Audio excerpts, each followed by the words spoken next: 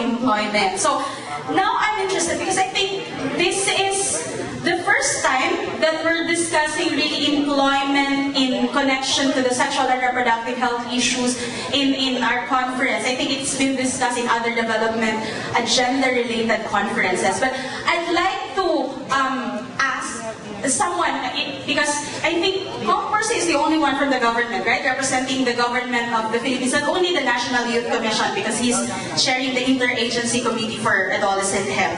So I'd like, Commissioner Percy, I'd like to be clarified. What is it with the sexual and reproductive health and rights and employment? It used to be just SRHR and education. Now it gets bigger and bigger. And I'm quite curious. I think it's not just about the issue again of men having more access than women, but now it's talking about a different or a bigger issue of employment and sexual and reproductive health. Especially affecting young people. Yes. Well, I'm very glad that employment and livelihood is a part of the thematic discussions that we're having today, because for so long a time we didn't see the connection between sexual and reproductive health and employment. But if you look at behavior, and if you look at the life experiences and life cycle of young people, employment is in fact embedded deeply on the issues surrounding sexual and reproductive health. For example, if a young girl gets pregnant at 15 years old, and she's not from a well-to-do family, she has to stop schooling. So most probably she will be stopping when she's at second year or third year high school in the secondary level to take care of her child. And then when the child is ready to go to school, and the child is already 7 years old, she will be about 21 or 22 years old by then, she will be joining the labor force. But at that point, she's not competitive in the labor market because she did not finish school. So here we see the lifelong implications to not just employment, but social mobility in general of sexual and reproductive health issues, specifically on the issue of teen pregnancy. So teen pregnancy does not have only very direct implications on health, as was mentioned and discussed earlier. It also has a very concrete impact on the social mobility of young girls. And when young girls are disempowered, they are very vulnerable. For example, the situation now is when a young girl is pregnant and the father of the baby happens to be someone who's much older, for example, a 21-year-old or a 22-year-old partner, instead of filing a case because a Philippine law has been violated, if that is the situation, RA 7610 or the Anti-Child Abuse Law, the parents would instead negotiate with the father of the child to support the child and to support the mother. Instead of pursuing other actions, they will be dependent on the father of the child, wherein there is some level of abuse that happened along the way because the pregnant girl is a minor. So empowerment through employment is very important if we want a better future for young girls. In the Philippines, we now have one of the highest incidents of teen pregnancy in the region. In fact, the Philippines holds the not so honorable distinction of being the gold medalist in the Southeast Asian region when it comes to the rate of increase of teen pregnancy. So if you have a significant segment of your population who's pregnant at 15, and now we have data of 15-year-old girls already are in their third child, what will be their chances in life when they want to join the labor force? And that's one of the areas wherein we are looking very seriously at right now. How to improve the social mobility of these young girls who are mothers at a very young age so that they will have a better chance in life. Just a follow-up question to that. So, being a representative of the government, looking at the issues of social mobility vis-a-vis the teenage pregnancy and other sexual and reproductive health and rights issue, how does the government respond? It's been a while. We've talked about the initiatives of development partners, the civil society, but now let us. I think it's about time, especially for the fellow youth advocates here. How does the government respond to these kind of issues? Well, we are way past the inception phase because we already have legislation that pertains to this specific area. One is the Solo Parent Act. The Solo Parent Act provides for support services, not just for solo parents who are adults, but also, most especially, for solo parents who are very young people. One specific program which I would like to highlight as a sharing from the Philippines is the program of the of TESDA, the Technical Education Skills Development Authority. In the previous years, they've lowered the entrance age to 15 years old for both young men and young women. And this is partly motivated by the fact there are young women who are 15 already mothers themselves who stop schooling because of their economic situation, who would like to pursue a certain path towards a certain career or a livelihood initiative. Good afternoon to everyone. My name is Jimal B. Garcia III from the Technical Working Group on Youth Affairs from the Province of Aklan, Region 6, Western Visayas. I would just to comment about employment regarding SRHR. There's a scenario in one of our towns in our province wherein the parents are having this fixed marriage scheme in their children, wherein the female is being engaged to marry this male at a young age. The male is older than the female, wherein it turns out that the female is not able to go to school, not able to have her job, and in the end she feels useless. And at the same time, the male counterpart cannot support the family since the male has no proper education and proper job to support the whole family. And another issue is, besides from being not able to provide the necessities of the family, they still have this capability to have more offsprings than richer family do. That's all. Thank you. People who wanted to work as call center agents but could not pass after having found out by the company that they are having HIV/AIDS. So I would just want to know from the government, since we have servers here, if you can tell us more about if there are any actions taken by the government for this problem specifically. The point about HIV/AIDS is stigma and discrimination. It's very clear, even in the current law, even prior to the revision of the current law, that you should not be refused employment because of your HIV status. So if that is happening, then a law has been violated. But let me also hazard everyone in creating this stereotype that those who are working in BPOs or call centers are those who are vulnerable to HIV and AIDS. It just so happened that BPOs have a better medical package. That included in that medical package is HIV testing. So not because the incidence among BPO workers is high, it doesn't mean that because it's concentrated in that industry or that area. It just so happened that these people are getting tested. The same way that when we look at statistics around the Philippines, there's a high concentration of HIV infections in certain areas.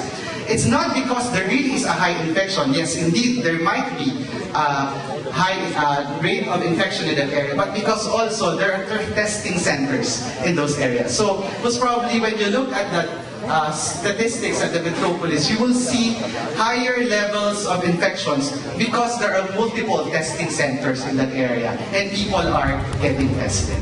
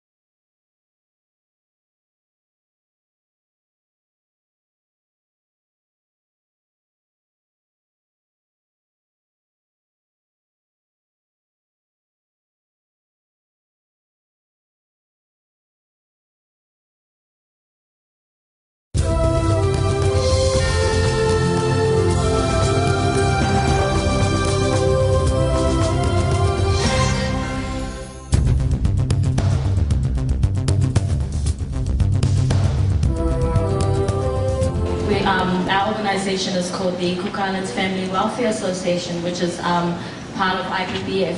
And we provide sexual reproductive health services to young people.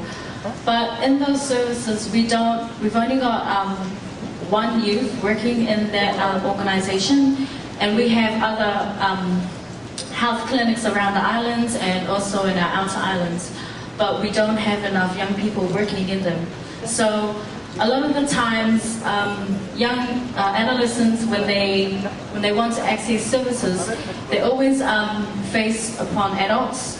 And because in our community, we are trying to implement confidentiality in all our services that we provide, and any educational awareness programs that we provide. We always say that confidential is a big part of everything in our life, especially to do with information on a person. But among the adults and the young people in the Cook Islands, the adults will always go and they don't really keep things confidential. So therefore the trust of that young person going to the adult is not there. Like they can't trust them. And because we're such a small island nation, we're all family related. So I could walk into a clinic and the nurse would be my auntie. So I could access the service, but my information won't be confidential. And also the attitude of adults towards young people. At the moment, we have a really high population of older nurses that are working in our clinics and in our hospitals providing these services. And their attitudes haven't matured yet. They haven't seen how time goes by and how young people are being affected by all these sexual reproductive health issues. So they they try and help them, but at the same time they're like criticizing that young person, like not just bringing them down of what they're doing, like trying to access the service. And then they will go and probably tell their family members about what had happened in the clinic, and therefore that young person is like discouraged to go and access services or to go and visit a clinic because of an adult being there. So yeah, we lack a lot of youth working in these areas, but at the moment we're trying to recruit more volunteers because most of us volunteers in youth, we all work full-time. So we give up our time whenever we can to go out and raise awareness and also provide services to young people during our city time. So at the moment it's still hard for young people in the Cook Islands to access services because of social stigma, but we are still making ourselves present among them. We go out in the schools, in the sports clubs, and that's how we raise awareness about the services that we provide and where they can access them. Okay. So you have mentioned a lot about the issues of young people they face normally when they access services.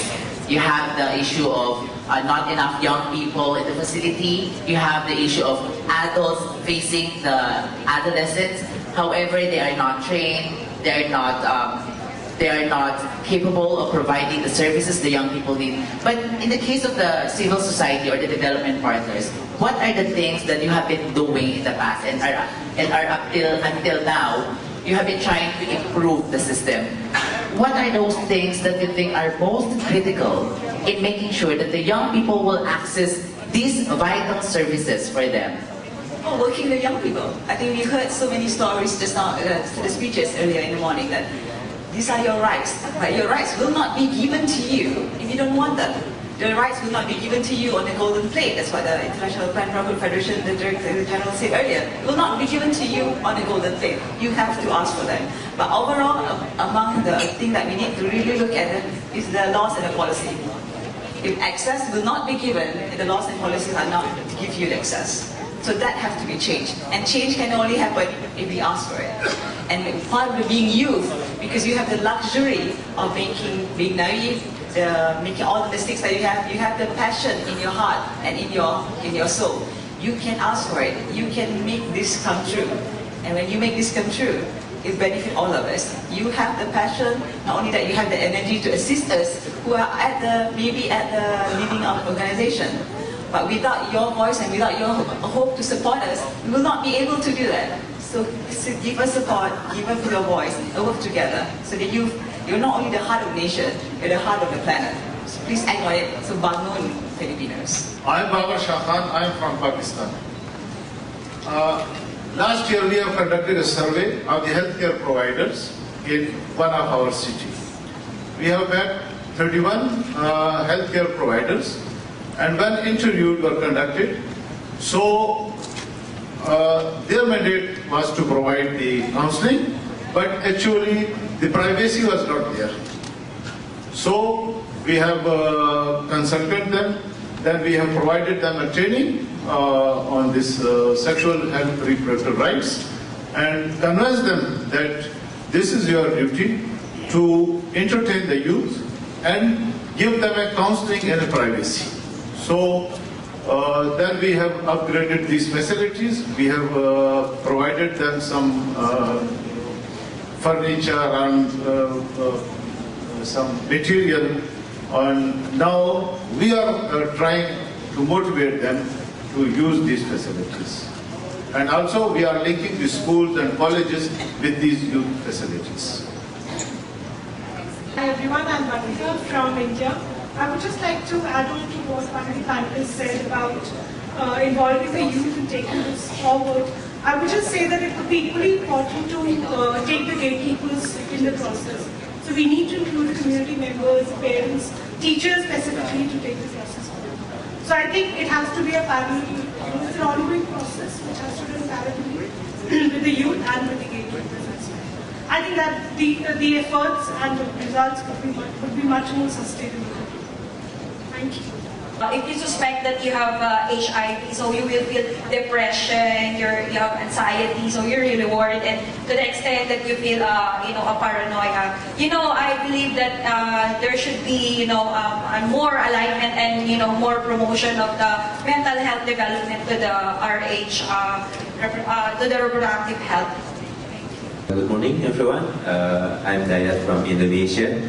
I just want to comment about the first sentence from you that a right will be given to us, but I have to ask for it.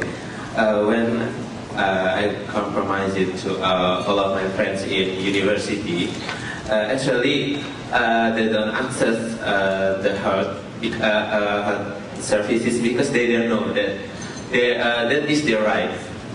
Okay. Maybe I have to stand up or bangun. And then when I tell them, everyone, especially young people, have their right to access just like information or services. They just feel, I have that right. Do I have that right? Yes, of course, because till I tell them, they don't know that they have to ask for their right. So I think as young people, we have to rise, we have to build their awareness that they have their rights to get access.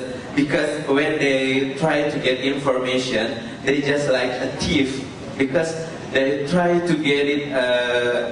I don't know in English, but in Indonesia, diam-diam. That just like secretly. That just poor for us in Indonesia, especially in village, not in Jakarta or in Bali, because I know to get information or access, it's just simple. But for us in Lombok, we have to try to get it secretly. So I ask for everyone here, let rise and build the awareness of young people that they have their right and they have to ask for it. They have to get it. Don't just ask, but they have no activity to get it. But we have to have global movement for all of us. I guess that's it. From me. Thank you.